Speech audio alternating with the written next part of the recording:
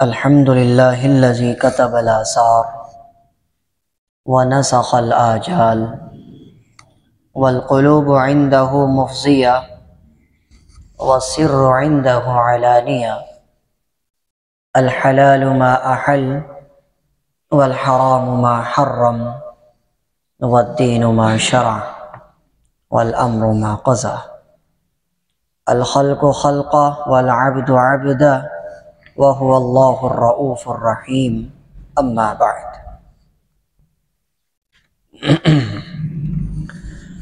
فقد قال الله سبحانه وتعالى في القرآن الكريم أعوذ بالله من الشيطان الرجيم بسم الله الرحمن الرحيم ومن الناس من يقول آمنا بالله وباليوم الآخر وما هم بمؤمنين يخادعون الله والذين آمنوا وما يخدعون إلا أنفسهم وما يشعرون إلى آخر. آمنت بالله صدق الله مولانا العلي العظيم وصدق رسوله النبي الكريم ونحن على ذلك لمن الشاهدين والشاكرين والحمد لله رب العالمين. محترم بھائیو، عزیز ساتھیو، السلام علیکم ورحمۃ اللہ وبرکاتہ۔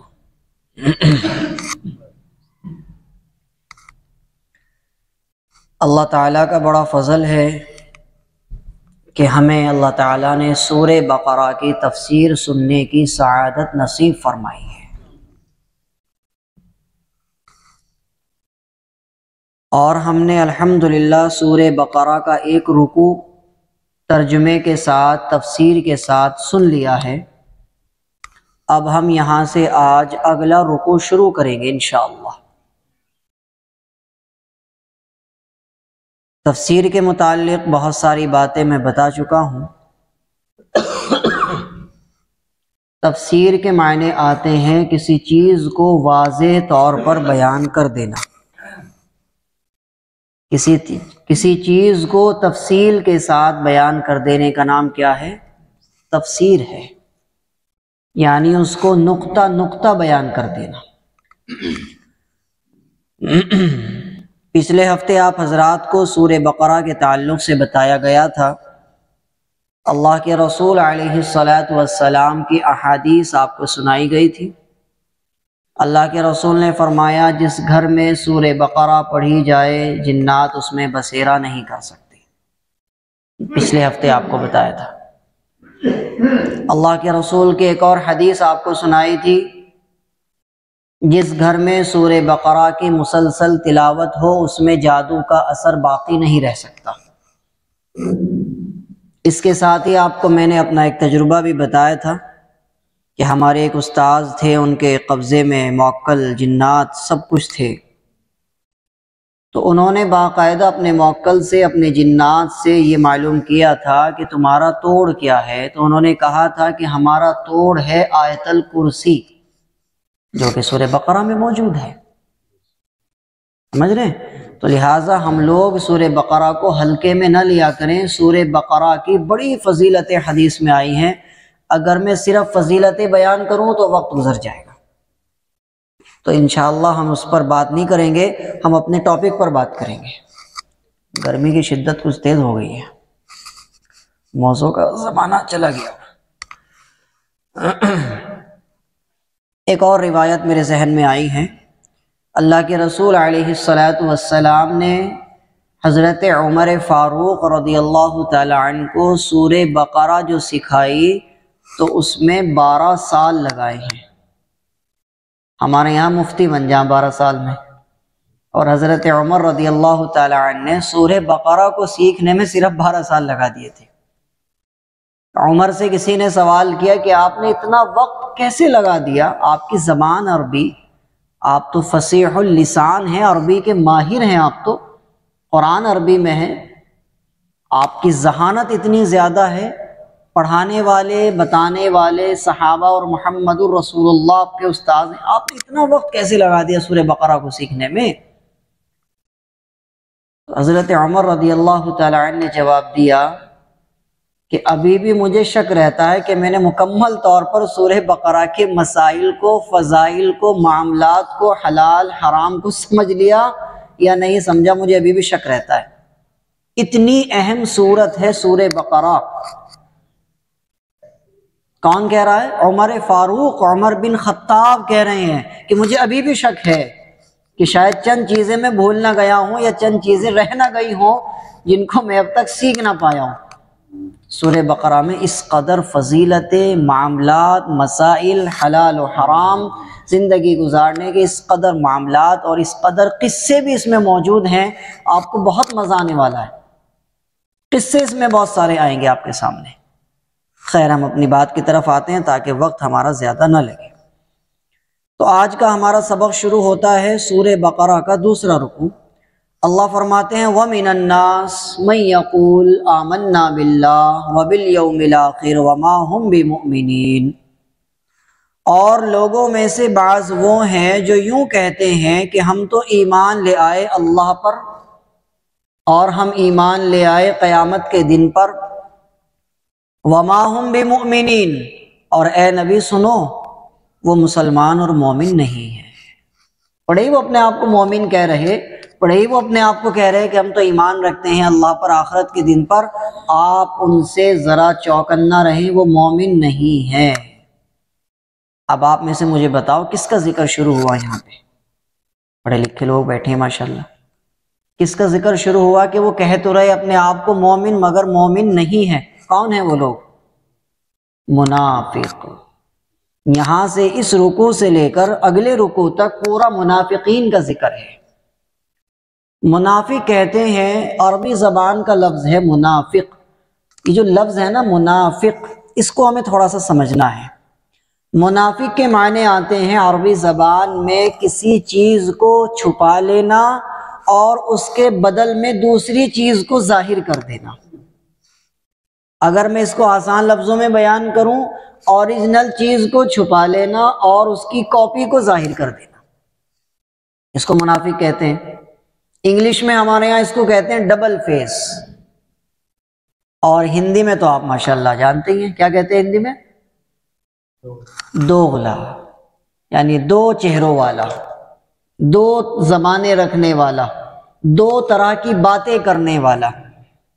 تیرے منہ پر تیری اور میرے منہ پر میری کرنے والے کو اردو زبان میں منافق کہتے ہیں۔ پہچان کیا ہے؟ ہم سب بیٹھے ہوئے ہیں یہاں، میں کیسے پہچانوں گا کہ میں منافق ہوں یا نہیں؟ آپ کیسے پہچانیں گے؟ کیونکہ کوئی بھی آدمی ماننے کو تو تیار نہیں ہونے کا۔ میں تو نہیں ماننے کا میں منافق ہوں، میں کیسے مان لوں میں منافق ہوں؟ آپ کیسے مان لیں؟ تو اللہ کے رسول علیہ السلام کی حدیث ہے بخاری مسلم کی، اللہ کے رسول نے فرمایا منافق کی 3 پہچان ہے۔ منافق کی 3 پہچان ہے۔ اگر کسی کے اندر وہ پہچان موجود ہیں، وہ باتیں موجود ہیں، تو وہ منافق ہے، مانے یا نہ مانے لیکن ہے منافق۔ فرمایا جب وہ وعدہ کرتا ہے تو وعدہ خلافی کرتا ہے، وعدہ پورا نہیں کرتا اپنا، یہ پہلی پہچان ہے۔ دوسری پہچان ہے جب بات کرتا ہے تو جھوٹ بولتا ہے، بات کرتا ہے تو جھوٹ بولتا ہے، یہ دوسری پہچان ہے منافق کی۔ تیسری پہچان کیا ہے؟ جب اس کے پاس امانت رکھی جائے تو اس میں خیانت کرتا ہے۔ یہ 3 پہچان بتائی ہیں منافق آدمی کی۔ وہ تو الگ ہے کہ وہ ڈبل بات کرے گا، آپ کے منہ پر آپ کی تعریف، اس کے منہ پر اس کی، وہ سب الگ چیزیں ہیں۔ اندرونی طور پر اس کے اندر کیا چیزیں ہونی چاہیے؟ فرمایا کہ جب بات کرے گا تو جھوٹ ضرور بولے گا، اور اس جھوٹ بولنے کو گناہ نہیں سمجھے گا، اور جب وعدہ کرے گا تو وعدہ خلافی لازمی کرے گا۔ اور تیسری چیز کیا بیان فرمائی؟ اس کے پاس کوئی امانت رکھی جائے گی تو امانت میں خیانت ضرور کرے گا۔ یہ 3 باتیں اگر میرے اندر ہیں تو مجھے اپنی اصلاح کرنے کی ضرورت ہے۔ میں اپنے آپ کو تسلیم کروں کہ بھائی میرے اندر یہ کمیاں ہیں، میں جھوٹ بول جاتا ہوں، میں بات بات میں جھوٹ بول دیتا ہوں، اور میں وعدہ کرتا ہوں تو وعدہ پورا نہیں کرتا۔ اس کے ساتھ بھی وعدہ کیا تھا، اس کے ساتھ بھی کیا تھا، اس کے ساتھ بھی وعدہ کیا تھا، اور اس کے ساتھ بھی وعدہ کیا تھا کہ ہم تجھے کو انشاءاللہ اوپر رکھیں گے، مگر پھر بھی نہیں رکھا، تو مطلب منافقت موجود ہے۔ بات سمجھ آ رہی ہے؟ تو لہٰذا وعدہ کرنے کے بعد بھی اگر پورا نہیں ہو رہا ہے تو منافقت ہے۔ تو یہ 3 پہچان ہے۔ قرآن کریم میں اللہ تعالیٰ نے کئی مرتبہ منافقین کا ذکر فرمایا، یہاں تو آئے گا اس پورے رکوع میں، اس کے علاوہ بھی منافقین کا ذکر فرمایا۔ ایک پوری سورت 28ویں پارے میں سورہ جمعہ کے بعد اللہ تعالیٰ نے منافقین کے نام سے ہی نازل فرما دی، سورۃ المنافقون، پوری منافقین کے نام سے۔ اللہ کے رسول علیہ السلام کو آخری زمانے میں یہ حکم دیا گیا، یا رسول اللہ ان منافقین کی گردن اتار دیں۔ کافروں کو نہیں کہا گیا کہ ان کی گردن اتاریں، منافقین کی گردن اتار دیں۔ کیوں؟ کیونکہ وہ اپنے آپ کو جب کہتے تھے کہ ہم تو یا رسول اللہ ہم تو مسلمان ہیں، داڑھیاں رکھنا تو وہاں عام بات تھی، داڑھی تو سب رکھتے تھے، تو نماز بھی وہ پڑھتے تھے، پگڑیاں بھی باندھتے تھے، وہی کپڑے پہنتے تھے، اور جب اللہ کے رسول کے پاس آتے تھے تو کہتے تھے ہم تو آپ کے ساتھ ہیں، اور جب وہ اپنے شیطانوں کے پاس، اپنے سرداروں کے پاس جاتے تو وہ کہتے تھے ہم تو تمہاری ساتھ ہیں۔ بات سمجھ آ رہی ہے؟ اپنی پگڑیوں میں کنکر چھپا کے لاتے تھے، اور نماز ہو رہی ہے کنکر نکال کے ایسے پھینک دی، تو کسی کے سر میں لگ رہی، کسی کی آنکھ میں لگ رہی ہے، ایسا کام کرتے تھے۔ کافروں سے ملتے تھے تو ان سے کہتے تھے ہم تمہاری ساتھ ہیں، ہم جنگ میں تمہاری مدد کریں گے، مال سے بھی اور جان سے بھی، ہم تمہیں مسلمانوں کی ساری خبریں دیں گے، تم بے فکر رہو، ہم تمہاری ساتھ ہیں۔ سمجھ آ رہی؟ اور جب مسلمانوں کے ساتھ آتے ہیں تو اللہ کے رسول کو کہتے یا رسول اللہ ہم تو آپ پر ایمان رکھتے ہیں، ہم تو مسلمان ہیں، ہم تو کلمہ گو ہیں، اور ہم تو آپ کے صحابی ہیں۔ اللہ تعالیٰ نے ان کے جھوٹ کو ظاہر کر دیا، اللہ کے رسول پر ایک پوری سورت 28ویں پارے میں اتار دی۔ بات سمجھ آ رہی ہے؟ ایک اور بات سنیے، 5ویں پارے کے آخری صفحے میں اللہ تعالیٰ نے تقریباً 10 آیتیں اسپیشل منافقین کے بارے میں اتاری۔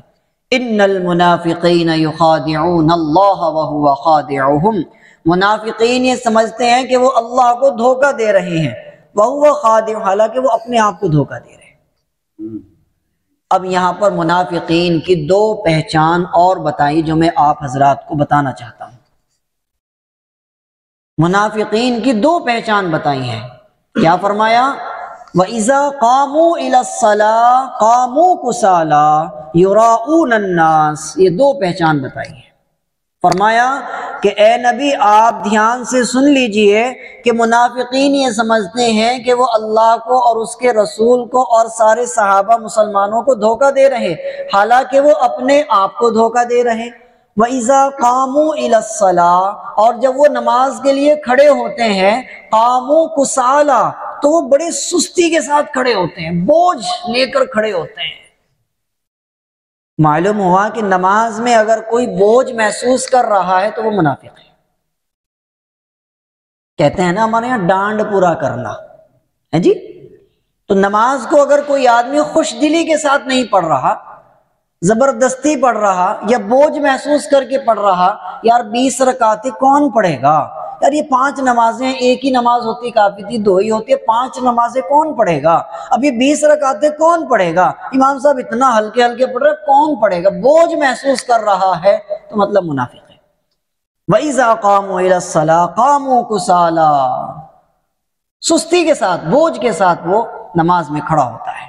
يُرَاءُونَ النَّاسَ، دوسری پہچان بتائی، لوگوں کو دکھانے کے لیے نماز پڑھتا ہے، نیک کام کرتا ہے۔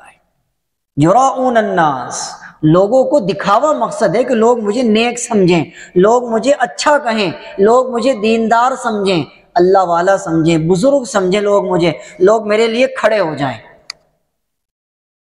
بات سمجھ آ رہی ہے؟ لوگ میرے لیے عزت میں کھڑے ہو جائیں، لوگ میرا احترام کریں، لوگ مجھے سلام کریں۔ بہت سے لوگوں کا آپ نے مجاز بھی دیکھا ہوگا، آپ ان کے قریب سے گزر جاؤ وہ سلام نہیں کرنے گے، وہ انتظار کریں گے کہ تو سلام کرتا ہے کہ نہیں۔ بہت سے لوگوں کا مجاز ہوتا ہے، تو یہ غلط بات ہے، ایسا نہیں ہونا چاہیے۔ یراؤون الناس، یہ منافق کی دوسری پہچان بتائیے۔ بات سمجھ آ رہی؟ تو اللہ ہماری حفاظت فرمائے، ہمیں نماز میں سستی کے ساتھ کھڑا نہیں ہونا، بوجھ محسوس کرتے ہوئے کھڑا نہیں ہونا، سمجھ رہے ہیں، خوشی کے ساتھ، طبیعت میں چستی ہونی چاہیے، طبیعت میں نشاط ہونا چاہیے ہماری کہ اللہ کے سامنے میں کھڑا ہوں۔ ان تعبد اللہ کأنک تراہ، اللہ کی عبادت ایسے کر گویا تو اللہ کو دیکھ رہا۔ فإن لم تکن تراہ فإنہ یراک، اگر تو یہ نہ سمجھ سکے کہ تو اللہ کو دیکھ رہا ہے تو کم از کم یہ تو سوچ لیا کر کہ اللہ تجھے دیکھ رہا ہے، اللہ تجھے دیکھ رہا ہے۔ تو جب تو اس کو سوچے گا اللہ مجھے دیکھ رہا ہے تو نہ داڑھی میں کچھ آئے گا، نہ ٹوپی کو صحیح کرے گا، نہ پلے کو بار بار رکوع سے کھڑے ہو کے ٹھیک کرے گا دونوں ہاتھ سے، کیوں نہیں کرنے کا؟ اللہ مجھے دیکھ رہا ہے۔ بات سمجھ آ رہی ہے؟ تو یہ منافق کی دونوں پہچان اللہ تعالیٰ نے قرآن میں بیان فرمائی۔ اب ایک لطیفہ میرے ذہن میں آ گیا، وہ بھی سنتے جاؤ۔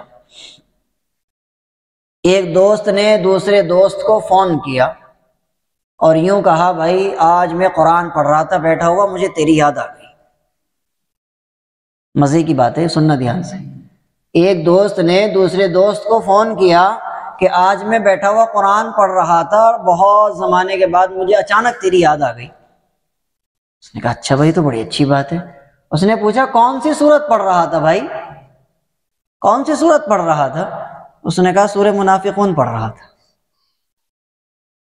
سورہ منافقون پڑھ رہا تھا کیونکہ تو بھی منافق ہے، دوغلا چہرہ تیرا ہے، دو بڑی باتیں تو کرتا ہے، تو میں سورہ منافقون پڑھ رہا تھا، مجھے اچانک سے تیری یاد آ گئی۔ بات سمجھ آ رہی؟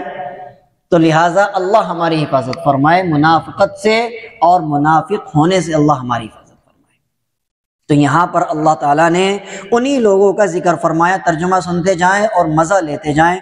فرمایا وَمِنَ النَّاسِ مَن يَقُولُ آمَنَّا بِاللَّهِ، اے نبی لوگوں میں سے بعض وہ ہیں جو کہتے ہیں ہم تو ایمان لے آئے اللہ پر اور آخرت کے دن پر، وَمَا هُم بِمُؤْمِنِينَ، اور اے نبی وہ ہرگز مومن نہیں ہیں، آپ ان سے دھوکے میں نہ جانا۔ یخادعون اللہ، وہ اللہ کو دھوکہ دے رہے، والذین آمنوا، اور مسلمانوں کو، وما یخدعون الا انفسہم، اور وہ کسی کو دھوکہ نہیں دے رہے سوائے اپنی ذات کے، اپنے آپ کو جہنمی بنا رہے۔ جو لوگ منافقت کرتے ہیں، دوغلا پن اختیار کرتے ہیں، وہ یہ سمجھتے ہیں کہ میں اپنے دوست کو دھوکہ دے رہا، اپنے رشتہ دار کو دھوکہ دے رہا، ایسا نہیں ہے، وہ اپنے آپ کو دھوکہ دے رہا کیونکہ وہ جہنم کے لیے راستے پر چل پڑا ہے۔ الا انفسہم وما یشعرون، اور ان کو اس چیز کی خبر بھی نہیں ہے کہ وہ اپنی ذات کو ہی دھوکہ دے رہے ہیں۔ آگے فرمایا فی قلوبہم مرض، ان کے دل میں بیماری ہے، ان کے دل میں کیا ہے؟ بیماری ہے۔ فزادہم اللہ مرضا، یہ آیت اتنی خطرناک ہے میرے بھائی کہ علماء نے لکھا ہے کہ جب ہم اس آیت کو پڑھتے ہیں تو ہمارا رواں رواں کھڑا ہو جاتا ہے۔ کیوں؟ فرمایا فی قلوبہم مرض، ان منافقین کے دلوں میں بیماری ہے۔ فزادہم اللہ مرضا، اللہ تعالیٰ نے ان کی بیماری کو اور زیادہ بڑھا دیا۔ کون سی بیماری ہے؟ منافقت کی، دوغلے پن کی ان کے اندر بیماری ہے، اور جس کے اندر یہ بیماری ایک بار پیدا ہو گئی کہ تیرے منہ پہ تیری اور میرے منہ پر میری کرنے کی، اللہ تعالیٰ فرما رہے فزادہم اللہ مرضا، ہم ان کی اس عادت کو اور زیادہ بڑھا دیتے ہیں تاکہ پکے جہنمی بنا کر ہم ان کو گھسیٹ کر لائیں۔ بات سمجھ آ رہی ہے؟ کافروں کے بارے میں یہ بات نہیں بیان فرمائی۔ بھئی ایک آدمی کافر ہے، وہ کہتا ہے میں اللہ کو نہیں مان رہا، اس نے ڈٹ کر کہا میں نہیں مان رہا، بات ختم ہو جاتی ہے۔ بھئی یہ کافر ہے، یہ مسلمان ہے، بات ختم ہو جاتی ہے۔ لیکن ایک آدمی یہ کہتا ہے کہ نہیں جی میں تو مسلمان ہوں، میں تو تمہارا دوست ہوں، میں تمہاری ساتھ ہوں، اور اندر سے وہ کافروں کے ساتھ ہے، تو یہ زیادہ خطرناک ہے۔ بات سمجھ آ رہی نا؟ تو منافقت بڑی خطرناک چیز ہے، دوغلا پن بڑی خطرناک چیز ہے۔ آپ سامنے والے کو یقین دلا رہے کہ میں تیری ساتھ ہوں، میں تیرا دوست ہوں، میں تیرا ہمدرد ہوں، میں برے وقت میں تیرا ساتھی رہوں گا، تو پریشان نہ ہونا، اور اندر سے اسی کی جڑیں کاٹنے پر لگا ہوا ہے، اندر سے اس کو نقصان پہنچانے پر لگا ہوا ہے، تو اللہ نے قرآن پاک کے 5ویں پارے میں جہاں پر ان منافقین کا ذکر ہے، سب سے نیچے آ کر کے اللہ تعالیٰ نے فرمایا ان المنافقین فی الدرک الاسفل من النار، منافقین کو اللہ تعالیٰ جہنم کے سب سے نچلے حصے میں ڈالے گا، وَلَن تَجِدَ لَهُمْ نَصِيرًا، اور ان کا کوئی مددگار نہیں ہے۔ تو میرے بھائی ڈبل چہرہ نہیں ہونا چاہیے۔ آپ کو کسی سے محبت ہے، آپ ڈنکے کی چوٹ پہ کہو بھائی میں تیرے ساتھ ہوں، آپ کو کسی سے اختلاف ہے، ڈنکے کی چوٹ پہ کہو بھائی میں تیرے ساتھ نہیں ہوں، تیرے پہ جو ہو کر لے۔ ڈبل چہرہ نہیں ہونا چاہیے کہ مسکراہٹ کے پیچھے منافقت چھپی ہے۔ اب آپ کے ذہن میں شاید ایک سوال پیدا ہو رہا ہو، کیا آج کے زمانے میں منافق موجود ہیں؟ اللہ کے رسول علیہ السلام کے زمانے میں جو منافق تھے، کیا آج کے زمانے میں بھی وہ منافق ہیں؟ تو یاد رکھیے، حضرت مولانا مفتی تقی عثمانی صاحب لکھتے ہیں معارف القرآن میں، مفتی شفیع صاحب لکھتے ہیں معارف القرآن میں کہ اللہ کے رسول علیہ السلام کے زمانے میں جو منافق تھے وہ تھے یقین کے منافق، یقین کے منافق تھے۔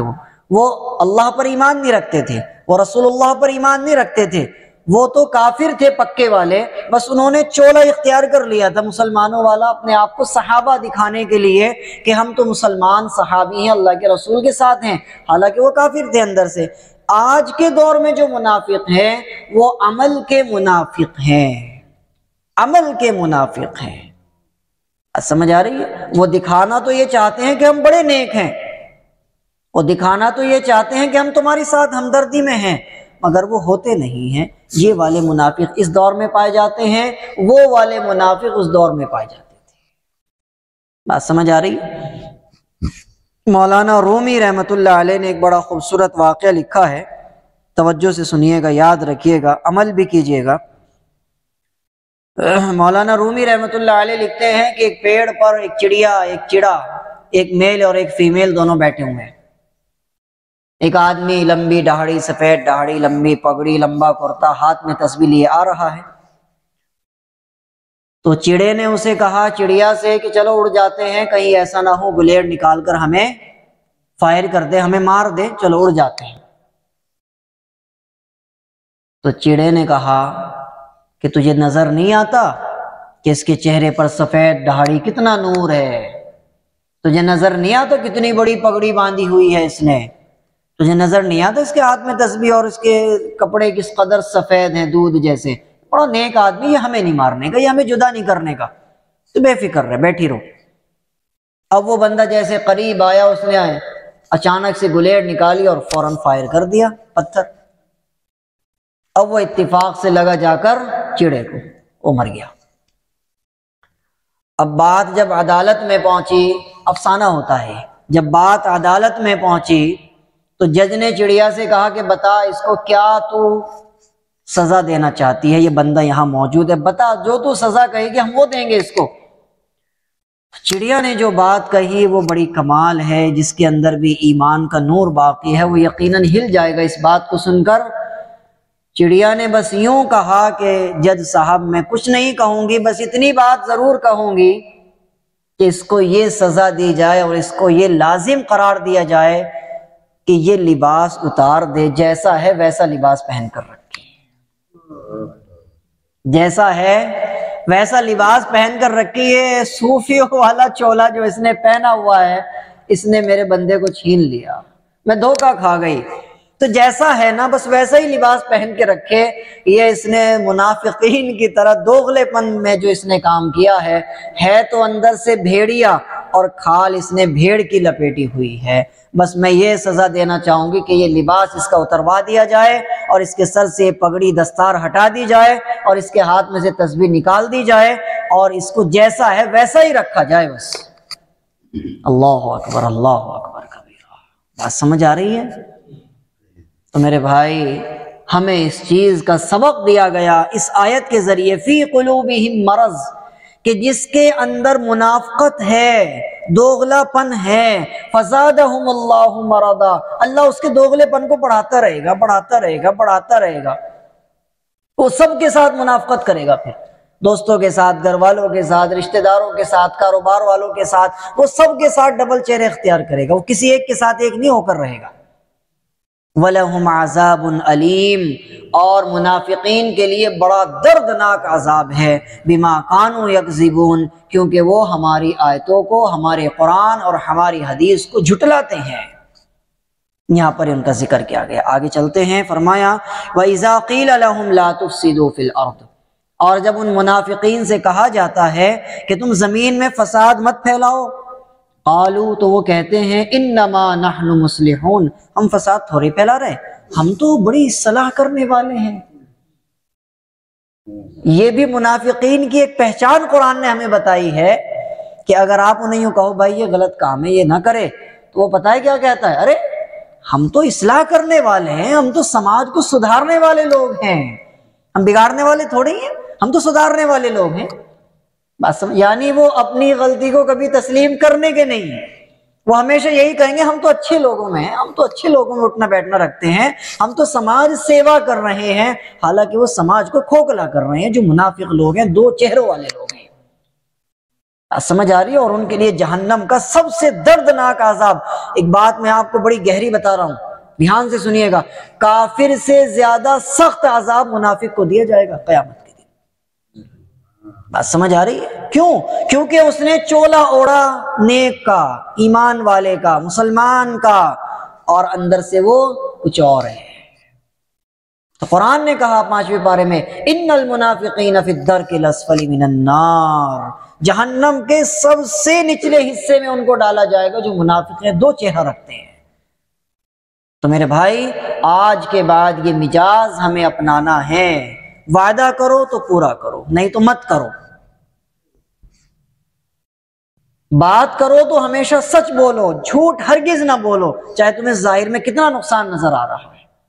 اور تیسری بات کیا ہے، اگر کوئی تمہارے پاس کوئی چیز امانت رکھ دے، وہ چاہے پیسہ ہے، وہ چاہے بات ہے، وہ چاہے راز ہے، امانت کوئی بھی چیز رکھ دے تمہارے پاس، اس امانت کو بالکل امانت سمجھ کر رکھو، اس کو لیک نہ ہونے دو، اس میں خیانت نہ ہونے دو، کیونکہ منافق یہی 3 پہچان بتائی نا حدیث میں، اور قرآن میں 2 پہچان اور بتائی ہیں۔ نماز میں سستی کرتا ہے اور اپنی زندگی میں دکھاوے سے ہر کام کرتا ہے، تو یہ ٹوٹل 5 پہچان ہو جاتی ہیں منافق کی۔ یاد رہے گی بات؟ آگے چلتے ہیں، آگے فرمایا الا انہم هم المفسدون ولکن لا یشعرون، خبردار، ہوشیار اے نبی، یہی فساد پھیلانے والے ہیں منافق لوگ، اور ان کو اس چیز کا اندازہ نہیں ہے، کیونکہ یہ اپنے آپ کو سماج سیوا میں لگنا ہوا کہتے ہیں۔ آگے فرمایا وَإِذَا قِيلَ لَهُمْ آمِنُوا كَمَا آمَنَ النَّاسِ، اور جب ان سے کہا جاتا کہ ایمان لے آؤ جیسا کہ صحابہ ایمان لائے ہیں، قالوا، تو وہ کہتے ہیں أَنُؤْمِنُ كَمَا آمَنَ السُّفَهَاءُ، کیا ہم ان بے وقوفوں کی طرح ایمان لے آئے؟ کیا ہم ان بے وقوفوں کی طرح ایمان لے آئے؟ الا انہم هم السفہاء ولکن لا يعلمون،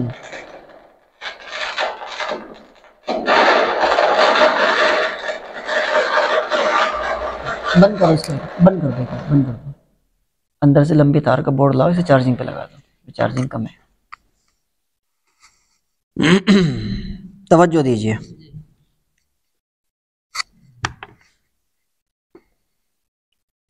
اور جب ان سے کہا جاتا ہے کہ ایمان لے آؤ جیسا کہ یہ صحابہ ایمان لائے، تو وہ کہتے ہیں کہ کیا ہم ایمان لائیں اس طرح؟ ایسے لوگوں پر یہ بے وقوف ہیں، صحابہ کو بے وقوف بتاتے تھے منافق لوگ۔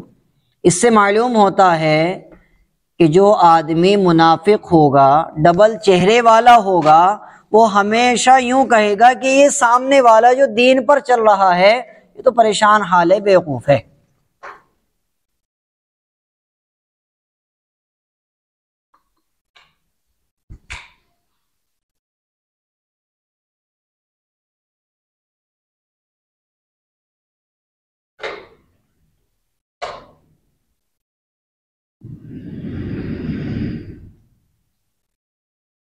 اللہ،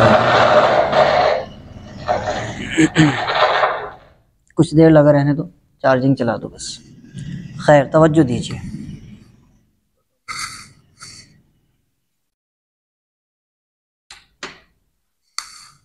بیٹھ جاؤ 2 منٹ، اس کے بعد چلا دینا اس کو۔ الا انہم هم السفہاء، اللہ تعالیٰ فرما رہے کہ یہی منافق ہیں اور ان کو اس چیز کے بارے میں علم نہیں ہے، یہی بے وقوف لوگ ہیں، کیونکہ یہ صحابہ کو بے وقوف بتا رہے ہیں۔ اس آیت سے علماء نے مسئلہ نکالا ہے کہ اللہ تعالیٰ کو جو ایمان چاہیے وہ صحابہ کے جیسا ایمان پسند ہے۔ اللہ تعالیٰ نے جو ایمان کی شرط رکھی ہے تو وہ صحابہ کے جیسا ایمان مطلوب ہے اللہ تعالیٰ کو۔ اگر کوئی آدمی صحابہ کے جیسا ایمان نہیں رکھتا ہے تو یقینی طور پر اس کا ایمان قابل اعتبار نہیں ہے۔ وَإِذَا لَقُوا الَّذِينَ آمَنُوا قَالُوا آمَنَّا، اب آگے فرمایا کہ جب وہ ملاقات کرتے ہیں مسلمانوں سے تو وہ کہتے ہیں ہم تو مومن ہیں، ہم تو مسلمان ہیں۔ وَإِذَا خَلَوْا إِلَىٰ شَيَاطِينِهِمْ، اور جب وہ اکیلے میں ہوتے ہیں، تنہائی میں ہوتے ہیں، کچھ دیر کے لیے بند کر دیں، اب مت چلانا اس کو، مائک اٹھا کے یہاں رکھ دیں۔ وَإِذَا خَلَوْا إِلَىٰ شَيَاطِينِهِمْ، اور جب وہ تنہائی میں ہوتے ہیں اپنے سرداروں کے پاس تو وہ کہتے ہیں قَالُوا إِنَّا مَعَكُمْ، ہم تو تمہارے ساتھ ہیں، انما نحن مستہزئون، اور ہم تو مسلمانوں کا مذاق اڑانے کے لیے ان کے پاس جاتے ہیں، ان کے جیسے کپڑے پہنتے ہیں، ان کی جیسی پگڑیاں باندھتے ہیں اور ان کے طریقے پر ہم نماز پڑھتے ہیں، ہم تو اصل میں ان کا مذاق اڑانے کے لیے ایسا کرتے ہیں۔ اللہ یستہزئ بہم، فرمایا اللہ ان کا مذاق اڑائے گا، اللہ ان کا مذاق اڑائے گا۔ اے نبی آپ تھوڑا صبر کریں، تھوڑا انتظار کریں، تھوڑی مہلت دیں ان کو، شاید وہ ادھر آ جائیں، شاید ان میں عقل آ جائے، کیونکہ اللہ کا نام ہے رحمان، اللہ 70 ماؤں سے زیادہ محبت کرتا ہے۔ فرمایا اللہ یستہزئ بہم، اللہ ان کا مذاق اڑائے گا، یعنی دنیا میں اللہ تعالیٰ ان کو ذلیل ایسا کر کے رکھ دے گا، رسوا ایسا کر کے رکھ دے گا کہ خود ان کا مذاق اڑایا جائے گا دنیا میں۔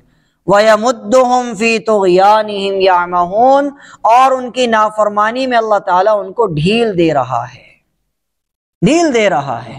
اس آیت سے علماء نے ایک مسئلہ نکالا ہے جو ہمارے لیے ذرا ضروری ہے سمجھنا۔ بہت سے لوگوں کے ذہن میں آپ کے یہ سوال پیدا ہو سکتا ہے میرے بھائی کہ مفتی صاحب، مولانا صاحب، فلاں بندہ ہے، نماز نہیں پڑھتا، سود بھی کھاتا ہے، بیاج بھی کھاتا ہے، زنا بھی کرتا ہے، شرابیں بھی پیتا ہے، ظلم بھی کرتا ہے، اور وہ دن بدن پھل پھول ہی رہا ہے، ایک بلڈنگ سے دوسری، دوسری سے تیسری، زمینیں بھی لے رہا، گاڑیاں بھی بدل رہا، اس کی زندگی ایک دم بڑھیا گزر رہی ہے، اور ہم سجدے کر کر کے تھک گئے، اللہ سے مانگ مانگ کے ہم نے جو ہے اپنے ماتھا تھکا دیا، لیکن اللہ بھی ہماری بات نہیں سننے کو تیار ہے۔ ایسا کیوں ہے؟ کیا اللہ ان سے راضی ہے، اس کو اس قدر رزق دے رہا ہے؟ اس کا جواب آپ اچھے سے سن لیجئے میرے بھائی۔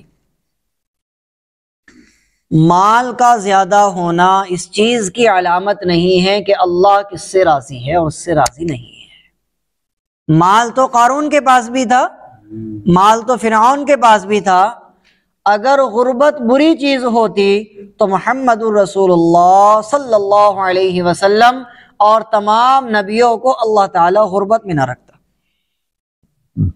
زیادہ تر ان کی زندگی کا جو وقت گزرا ہے وہ تنگی میں گزرا ہے، کچھ سال ایسے گزرے ہیں جن میں اللہ تعالیٰ نے ان کو نوازا ہے۔ بات سمجھ آ رہی؟ تو مال کا ہونا ہرگز اس چیز کی علامت نہیں ہے کہ ان کے پاس اللہ تعالیٰ کی رضامندی کی نشانی ہے، سرٹیفکیٹ مل گیا ان کو اللہ ان سے راضی ہے، نہیں، ایسا ہرگز نہیں ہے۔ اور اگر کوئی آدمی ظلم کر رہا، گناہ کر رہا، زنا کر رہا، شرابیں پی رہا، لوگوں کا مال دبا رکھا ہے اس نے، آپ صرف اس آیت کو ذہن میں رکھیے گا، وَيَمُدُّهُمْ فِي طُغْيَانِهِمْ يَعْمَهُونَ، اللہ تعالیٰ ان کی نافرمانیوں میں ان کو ڈھیل دے رہا، ڈھیل دے رہا، رفتہ رفتہ رفتہ رفتہ ڈھیل ہے، کیونکہ اس کا نام رحمان ہے، اس کا نام رحیم ہے، وہ پکڑے گا ایک دن۔ 29ویں پارے میں اللہ فرما رہے وَأُمْلِي لَهُمْ إِنَّ كَيْدِي مَتِينٌ، میری پکڑ بڑی مضبوط ہے، جب میں پکڑوں گا نا تو منہ کے بل گراؤں گا۔ اب دیکھو اللہ تعالیٰ کی رحمت بڑی ہے، اللہ تعالیٰ کا فضل بڑا ہے۔ اگر کوئی آدمی گناہ کرنے کے باوجود، زنا کرنے کے باوجود، ظلم کرنے کے باوجود، نمازیں چھوڑنے کے باوجود، ساری دنیا کے غلط کام کرنے کے باوجود بھی اس پر کسی طرح کی پکڑ نہیں آ رہی ہے، اب دو باتیں ذہن میں رکھنی ہے، یا تو اس پر اللہ تعالیٰ کی طرف سے ڈھیل ہے، آزمائش ڈھیل ہے، پکڑے گا اللہ، یا پھر مسئلہ یہ ہے کہ وہ ان برائیوں کے ساتھ ساتھ کوئی ایسا نیک عمل بھی اس کا ہے، خاموشی سے سید کرتا ہوگا، کوئی ایسا نیک کام بھی وہ کرتا ہے، اللہ تعالیٰ نے اس کی وجہ سے اس کو عذاب نہیں دیا۔ میں اپنی بات سمجھا پایا آپ کو؟ میں ایک مثال دے دوں، آپ کو سمجھ میں آ جائے گی بات۔ حضرت موسیٰ علیہ السلام جب کوہ طور سے واپس آئے توریت لے کر، توریت جو کتاب اتری تھی آسمان سے، وہ پوری کی پوری تختیوں میں اتری تھی ایک ہی ساتھ۔ قرآن تو اترا 22-23 سال میں، لیکن توریت ون ٹائم، ایک ہی مرتبہ میں پورا کا پورا کتاب جو تختیوں میں اترا تھا آسمان سے۔